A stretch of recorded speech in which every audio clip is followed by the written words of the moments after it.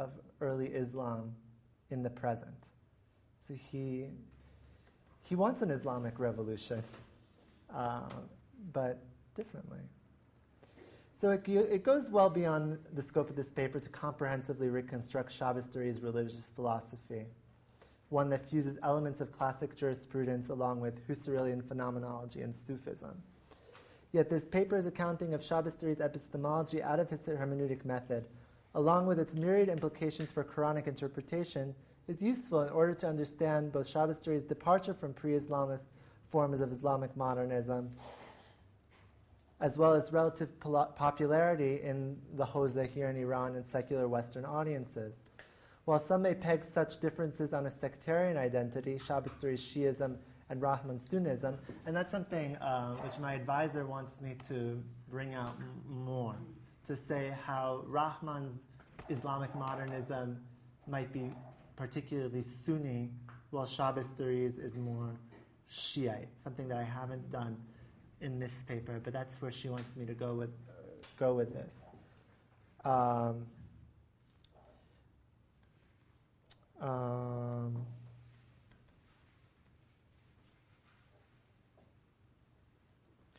Wahid Hussein's mostly convincing philosophical critique of Fazlur Rahman, and this is the best critical article that I've read about him, highlights those elements. It's in 1991 or 1992. I have to look at my bibliography from the Harvard Islamic Review journal. Highlights those elements underlying Rahman's argument which appear to be deployed in either ad hoc or inconsistent manner. Indeed, Hussein is not convinced that Rahman's attempt to build an ethics out of the spirit of law, derived from viewing the Quran as a coherent whole in historical context, can provide Muslims with the moral imperative to engage in Islamic practice. May make them good Western citizens, but not necessarily good Muslims. He claims that Rahman makes an illegitimate argumentative move by eliminating an epistemological and interpretive distinction between the scientist who observes a system of belief and practice from the outside and those who are actively engaged in such practices based on their centuries-old, traditionally based understanding of the divine will. He writes, "The contrast between the historical and textual contexts of interpretation show us that there are different contexts in which we can interpret a Quranic injunction and that those contexts are not at all equivalent." Shabbistari would certainly agree with this critique by Wahid. It appears as though the modernism in Rahman is overwhelming the Islamic. On the other hand, Rahman's responsibility for forming a potential Islamic state, rather than merely being critical of an existing one, may lie at the root of the differences between Rahman and Shabbistari. Dialogue between tradition and modernity can only last so long. At some point, a certain rationality must be chosen and imposed should a revolution succeed in transcending the conversations contributing to its foundation and institute an Islamic legal order. Yet Shabbistari would likely argue that any Islamic modernism privileging a single rationality distinct from the historicity of Islamic legal development and the transcendent immanence of language can only lead to a situation in which Islamic states feel that they are, in some sense, insufficient for both their historical moment and for their responsibilities to carry on the Islamic heritage, carry on the best of the Islamic tradition. I thank you. Thank you very much.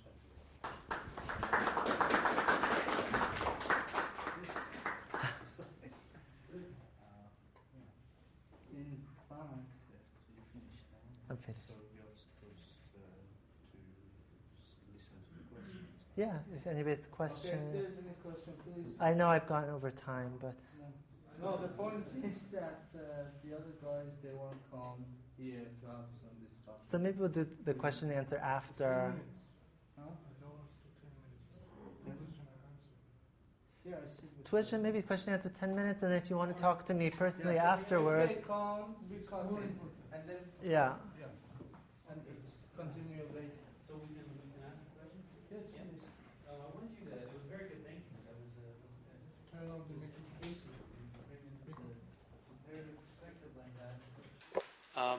I wanted to ask if you can just elaborate a little bit on you were referring to Shabistari favoring some kind of revolution, some kind of, I guess, internal revolution, perhaps. I'm not sure what you were referring to. If you can just clarify that a little bit.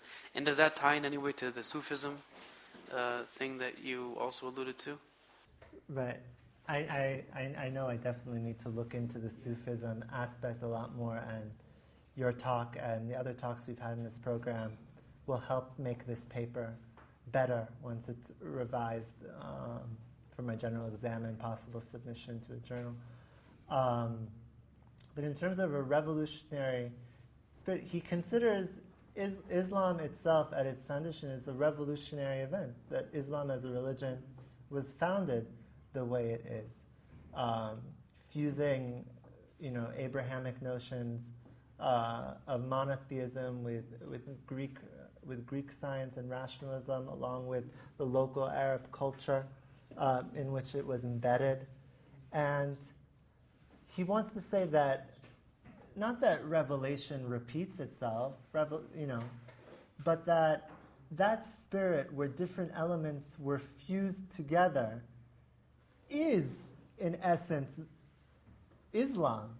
Islam encourages the sublimating of elements outside of it with which it comes in contact, and is able, because of its enduring power as a civilization, to morph itself via its discursive traditions into something new, something both new and old, something recognizably Islamic, but something organically rooted in the present.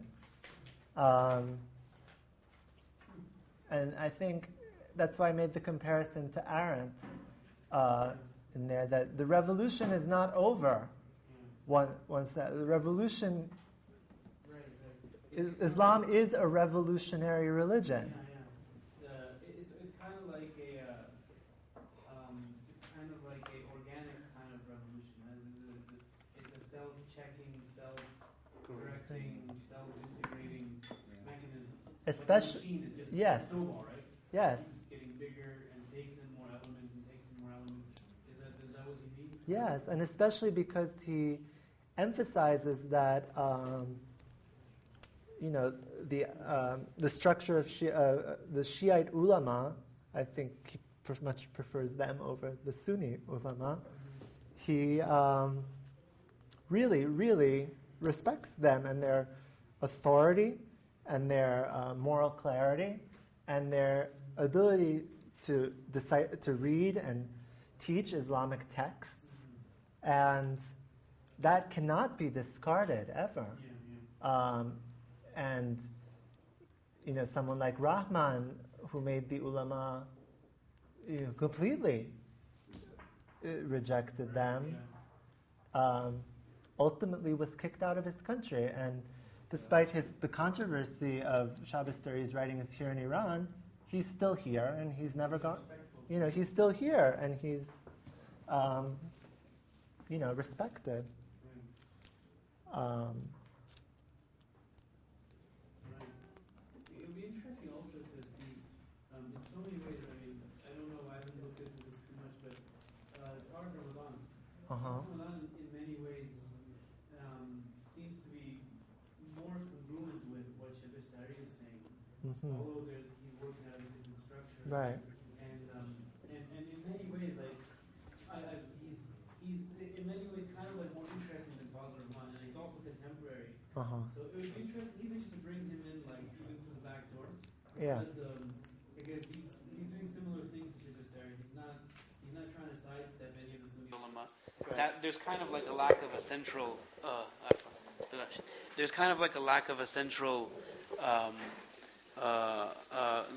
Authority within Sunni Islam. Like there isn't such centrality as there is here, for example, in Iran, amongst the Shia ulama. But he's very respectful towards Sunni ulama, generally speaking. Right. He's calling for this inner reform, a kind of need to engage the tradition, same language, dialogical terms, moral and ethical terms. His whole thing's about ethics, right? Right. And to do so in a way that allows Islam to participate as a citizen-producing religion because of the context he came from in Europe, where he still lives. Now he lives in Oxford, and the need to really kind of take Muslims out of this literally social and even intellectual ghetto. So in many ways, he seems to be more in line with what Shabistari is saying, just on the surface. I don't know. I haven't share a similar hermeneutic. I don't know. I didn't really read. I read only little of Rahman. I've learned more just from speaking with him. I met him a couple of times, but that would be interesting just to see what he, and his background's in German philosophy, so that's another. He wrote his PhD dissertation on suffering and Nietzsche, Le Suffrage. He published it as a book, and I mean he is very much familiar with the Western philosophical tradition. And he also comes from a similar background, kind of like a legal background. He's not really a trained philosopher in the Islamic tradition, but he's more like a social kind of political thinker. And so that might be something to look into, or it might be a good splinter off paper from this. Well, I was told also. I just recently presented this, and all the arrangements for. I presented this in December, and finished it, and all the preparations to come here. I didn't have a chance to incorporate the recommendations and including a little bit of Sunni background. Or you can just have a totally separate, you can have that as a paper. Yeah. And then in another paper be oh, now I'm going to explore another model. Right. We looked at Rahman and Shabistari. Now let's consider another person, Rahman and Shabistari. Because Tariq Ramadan comes out of that same modernist tradition that Fazl Rahman comes out of in so many ways. I mean, also, if I had more time to give the more historical contextualization, I have a part of this paper where I highlight the arc of Islamic modernism here in Iran, in addition to Pakistan, where you have, under the Shah, very westernized notions of what is rational, what is beneficial for progress, that was very brutally instantiated here.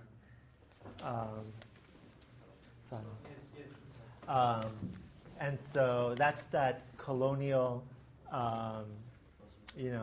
bad Western legacy, pernicious Western legacy that has clouded Islamic modernism and has not allowed it to be as influential as other streams of Islamic legal philosophy. Thank you. He must have something to say. I'm just waiting for him to comment. Notes, believe me. We're learning from each other all the time. I'm learning a lot from Ezra.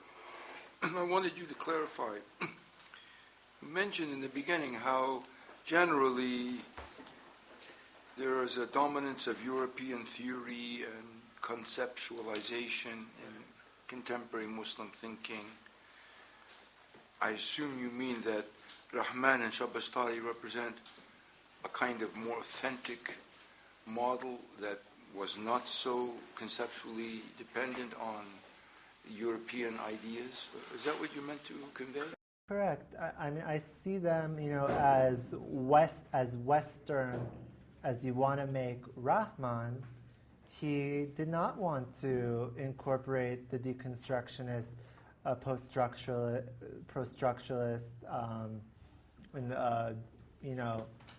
Foucaultian genealogy that was all the rage when he was writing. And thank God that someone didn't ask you to write about Islamic modernism employing models like Sayyid Qutb, because we've had up to our ears with this as the model that seems to be preferred by certain Western analysts. Yeah. That they would like to see Muslim thinking through that prism. But it's good to emphasize these people because they're much more relevant and they actually deal more intelligently with the issues. Yeah. The other ones are ideologues who have very limited vision. If I could also press forward on this issue, you know that Rahman spent the last major work he did was on Mullah Sadra. Yes. I wrote another paper on that. That's interesting that his first major work was the edition of Ibn Sina's Najat, and you're right that his Prophecy in Islam is a genius book, which is so small, but still nothing has been done to surpass it or to replace it. It's a very small book, but is pregnant with many things. And I always thought someone should rewrite that book, but in 350 pages rather than in 50 pages. It's very small. This essay grew out of a previous work where I just focused on Rahman and showed how Islam and modernity arises from the epistemological and hermeneutical positions that he doesn't explicitly argue, but are latent within the language of his texts on Mullah Sadra and prophecy in Islam. So if we take these two thinkers, you're saying that they're both concerned primarily with a statist application of Islam. Or that's one of their One concerns. of them. And they both represent two countries that embodied an Islamic state, or attempted to, Pakistan and Iran. Some people are saying that Muslims should be, or are indeed, moving beyond this state fixation. Right. And that true Islamic modernity will not be one about creating a state,